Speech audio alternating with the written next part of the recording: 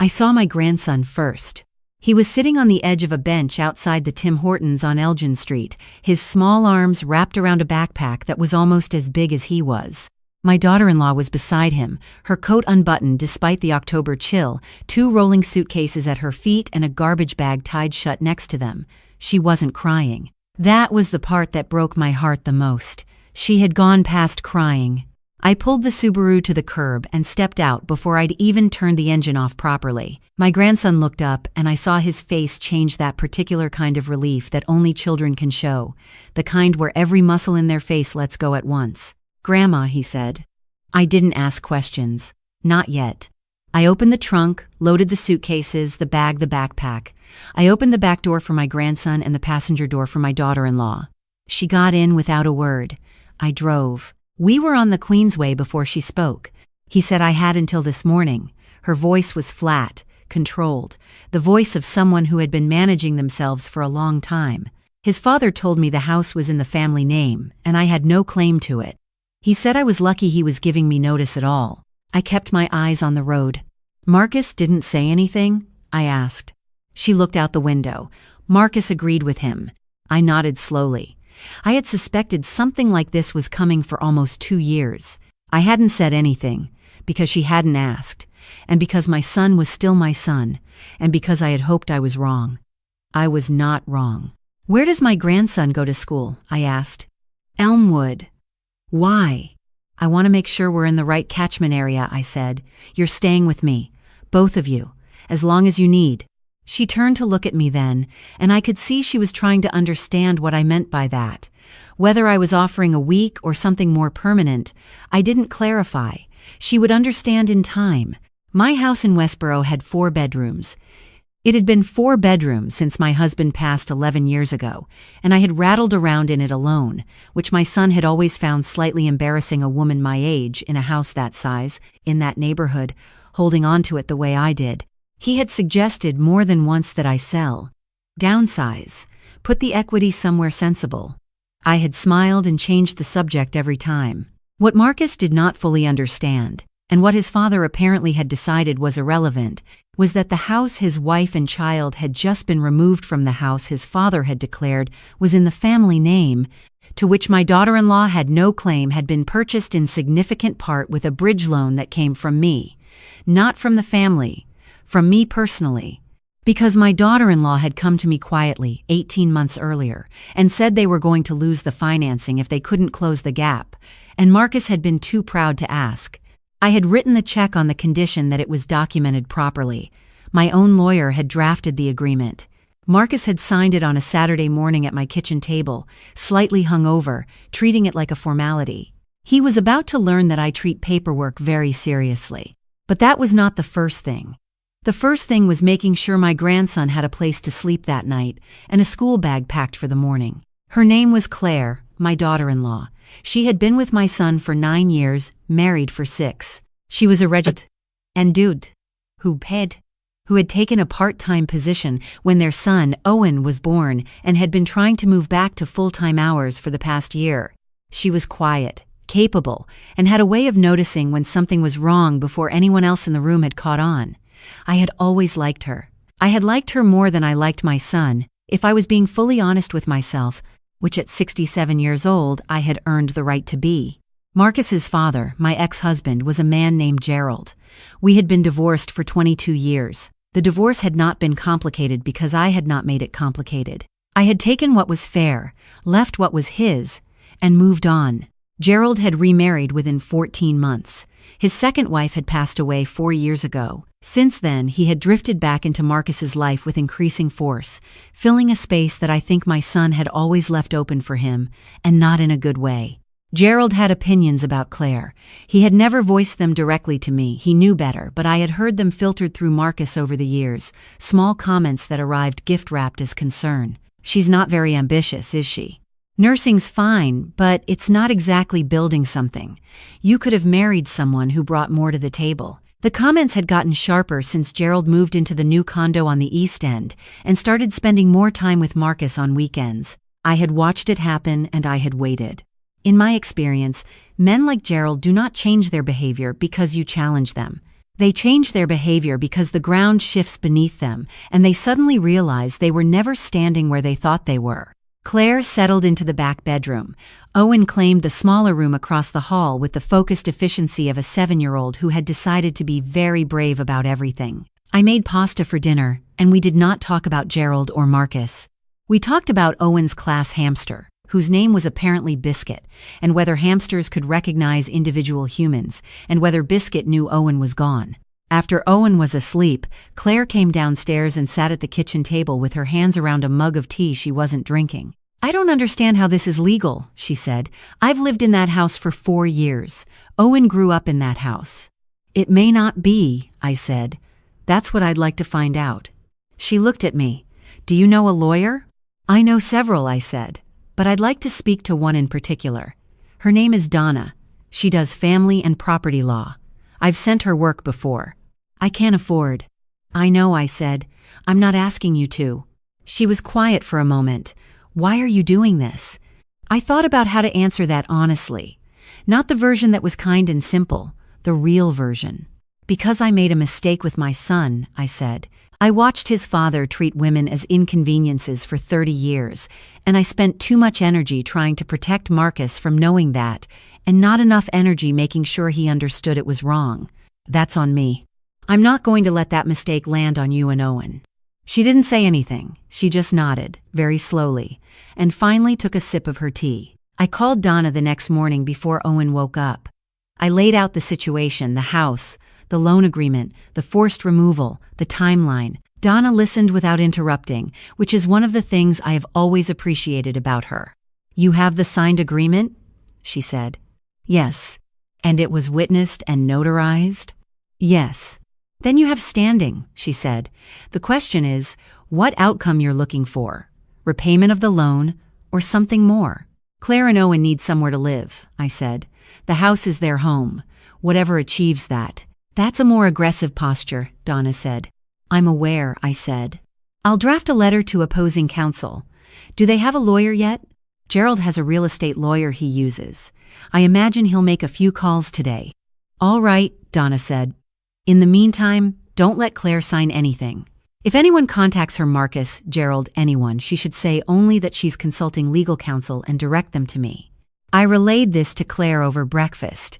She absorbed it with the particular stillness of someone who has spent years working nights in emergency departments and knows how to receive difficult information without falling apart. 2 days later, Marcus called me. I had expected this. I let it ring twice before I answered. "Mum," he said.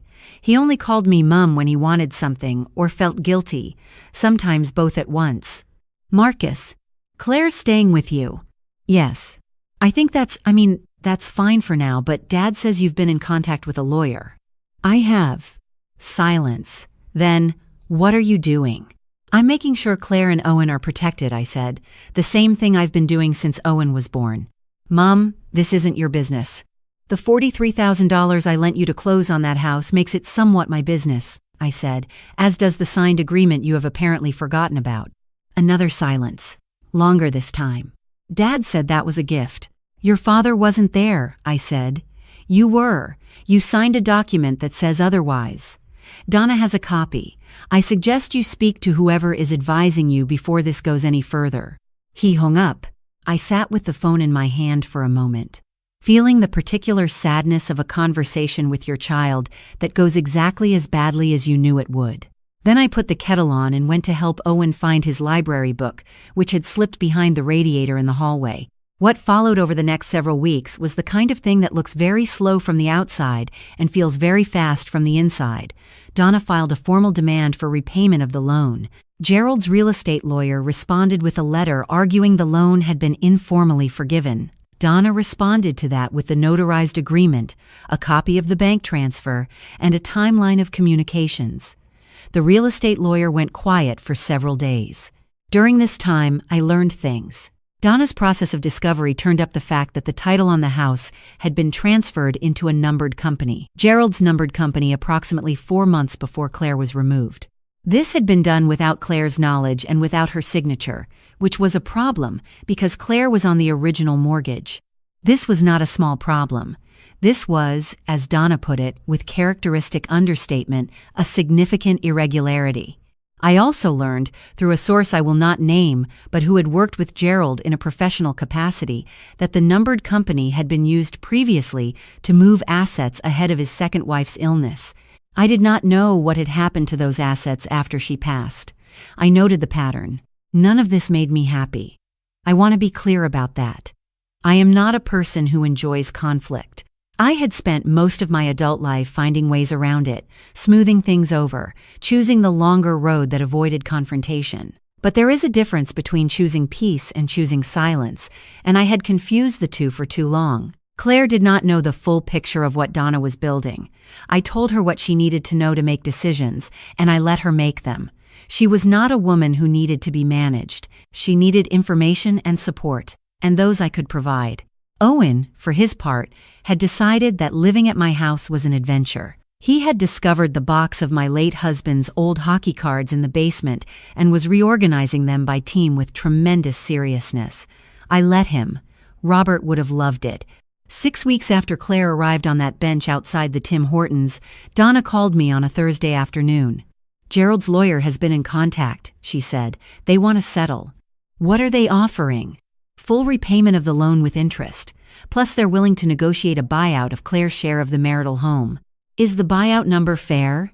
"It's a starting point," Donna said. "It's not where we'll end up." "What does Claire want?"